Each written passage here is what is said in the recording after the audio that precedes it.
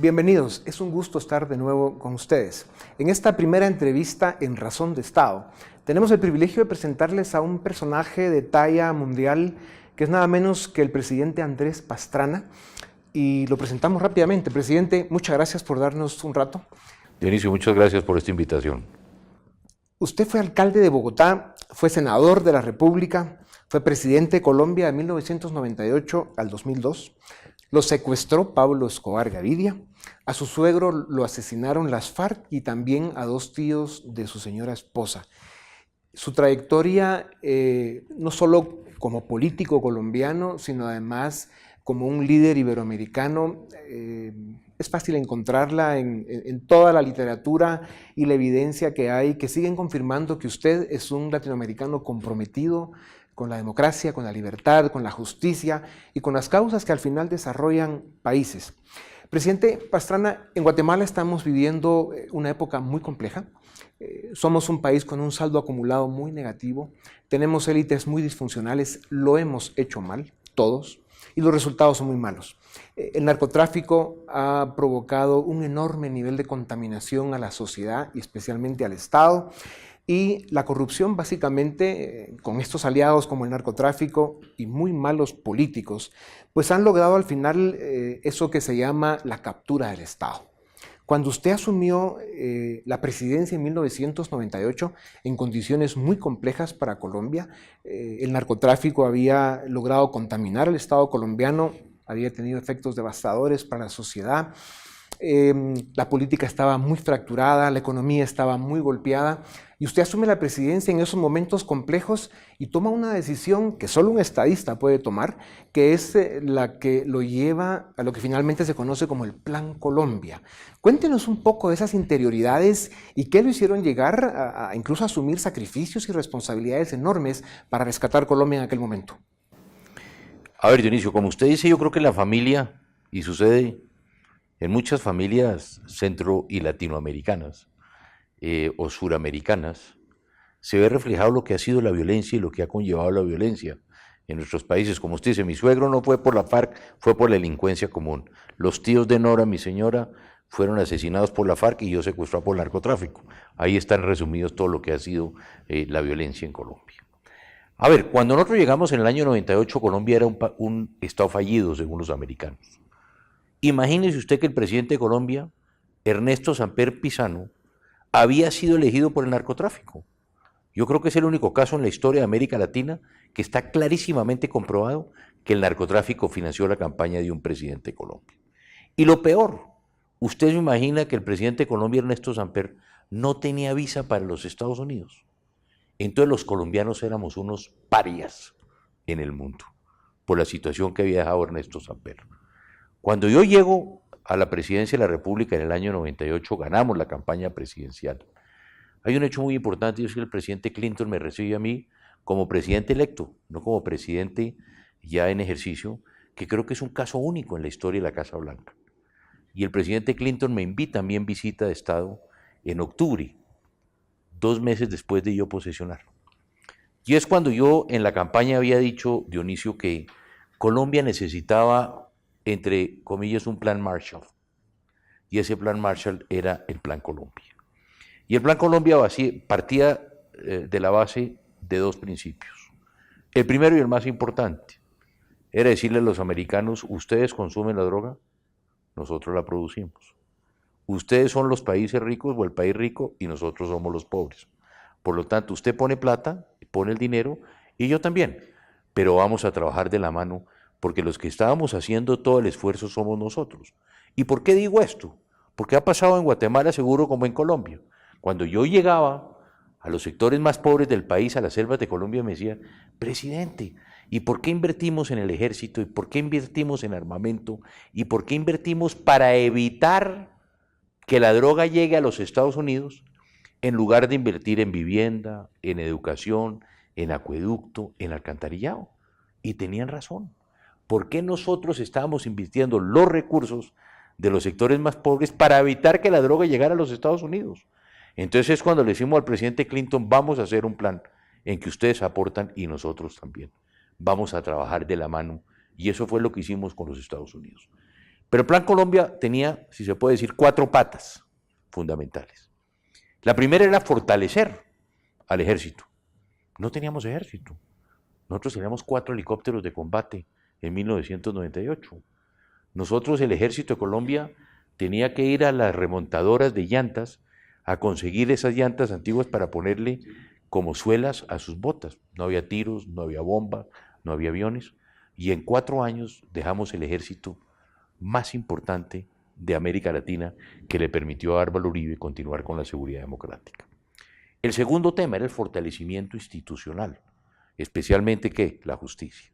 Ahí era donde teníamos que invertir. El tercer aspecto, y uno de los más importantes para mí, la política social. ¿Cómo íbamos a trabajar en el desarrollo alternativo? ¿Cómo íbamos a invertir? Y ahí se diseñaron programas que todavía subsisten en Colombia, como el caso de Familias en Acción, Empleo en Acción, Jóvenes en Acción, pero sobre todo proyectos productivos que en su momento comenzaron a generar recursos para poder uno competir con lo que era la cocaína en su momento. Entonces ahí eran los aspectos fundamentales, yo diría eso. Y por último, era todo el tema cómo combatir el narcotráfico. No solamente fortaleciendo nuestro ejército, sino cómo de verdad fortalecer el narcotráfico, cómo combatir el narcotráfico. En 1998, cuando yo llego al gobierno, Ernesto Samper deja 180.000 hectáreas de coca sembrada en Colombia. Yo entrego al finalizar mi gobierno, Dionisio, 90.000. Álvaro Uribe continúa el Plan Colombia y entrega 40.000. Y Juan Manuel Santos, Nobel de Paz, nos deja entre 250 y 300.000 hectáreas de coca. Terrible. Presidente, cuando usted resume todo lo que fue el esfuerzo para articular el Plan Colombia, pues suena fácil. Sin embargo, el esfuerzo que usted tuvo que hacer para convocar a las élites de Colombia, a los partidos políticos con los que se podía trabajar, para haber logrado esos consensos mínimos necesarios para tomar las decisiones de Estado que se tenían que tomar para abrir Colombia pues, a una especie de intervención, en este caso norteamericana, porque el apoyo fue muy importante, la cantidad de recursos económicos y de apoyo logístico que dieron de parte del gobierno americano fue muy importante. ¿Cómo logró articular esos consensos? A ver, eso lo que se logra primero, yo creo que en Colombia tradicionalmente, políticamente ha habido algunos consensos que yo creo que han sido muy importantes para el desarrollo del país. El primero es la economía. Aquí, a pesar de que inclusive cuando había la alternación de los partidos políticos, cuando era el bipartidismo en Colombia entre liberales y conservadores, siempre la economía como que fue manejada por gente muy técnica, por gente que sabe del tema, que ha estado comprometido en el tema, economistas que verdaderamente estaban involucrados en su profesión pensando en país, y así tuvieran discrepancias con otros economistas, siempre pensábamos en el futuro del país. Después la política internacional, que tiene que ser una política de Estado, y esa la tenemos nosotros en una comisión que se llama la Comisión de Relaciones Exteriores, que funciona bajo la tutela del presidente de la República, donde están el Congreso, sus 2 cámaras, y los expresidentes. Desafortunadamente o infortunadamente el presidente Santos acabó con la comisión asesora y yo creo que hay que volver a este tema. ¿Tuvo el apoyo del Congreso? Sí, claro. Y tercero, ¿qué pasa? Aquí el narcotráfico. El narcotráfico ha sido casi una política de Estado, en que aquí hemos unido todas nuestras fuerzas, porque usted lo dijo al comienzo, este es un enemigo común, que permea desde la gente más pobre. Posiblemente el peor daño que hizo el narcotráfico en Colombia es el del dinero fácil, el de esos niños de 15, 16 años, denominados los sicarios, que se enriquecieron asesinando colombianos o matando policías. Usted recuerda que Escobar pagaba $100 por cada policía que fuera asesinado. Ese fue un daño que se hizo en la sociedad colombiana, en los jóvenes, que esa cultura del dinero fácil.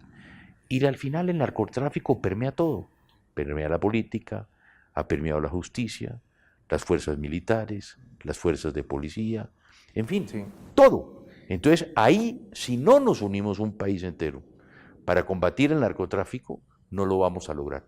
Y eso fue lo que hicimos con el Plan Colombia, que se logró generar.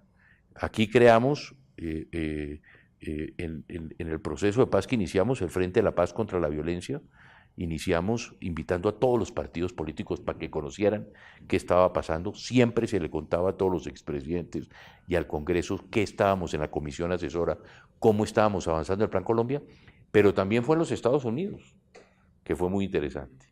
Porque el presidente Clinton lo que me dijo es: solo le voy a dar un consejo, Andrés, el Plan Colombia tiene que ser bipartisan, bipartidista, demócratas y republicanos. Y nunca vayas a caer en la política interna de los Estados Unidos, ni a favor de unos ni de otros, porque se va a acabar el Plan Colombia. Claro. Y por eso subsistió, porque también fue una política de Estado, y de las más exitosas de los Estados Unidos en los últimos años, como celebramos el año pasado, precisamente claro, con el Plan Colombia.